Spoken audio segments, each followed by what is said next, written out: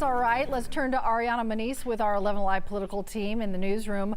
Ariana, a Fulton County judge is set to hear arguments challenging two new state election rules one day after another judge ruled to block that mandate requiring poll workers to hand count ballots after the polls close. So what does this all mean for results on election night? Well, Shara, blocking this rule change removes the possibility of delaying returns on election night, which is critical with Georgia being a battleground state. The nation will be closely watching to see which presidential candidate wins Georgia come election night. Now, the ballot hand count rule was set to take effect next Tuesday, which is just 2 weeks out from election day. It required 3 poll workers each count the paper ballots, not the votes, by hand after the polls closed. Now, the rule was one of many changes passed by a Republican majority state election board. The Cobb County Election Board filed a suit against the rule changes, claiming they weren't adopted in compliance with the law and were unreasonable. Now, Judge McBurney's decision he issued on Tuesday blocks the ballot counting mandate from taking effect. McBurney wrote in his decision that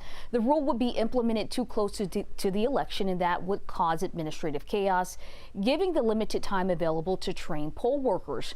Now, we spoke to the chief operating officer for Georgia Secretary of State Gabe Sterling before that ruling came down. Take a listen. Well, it's not really hand counting of the ballots, it's on the number of ballots that were cast. So let's make it clear. I don't want people thinking they're sitting there counting every single contest on these ballots. I think it's not a bad idea in concept, but you need a lot of time and training to do it. Doing it the last minute is a little more irresponsible than we'd like to see.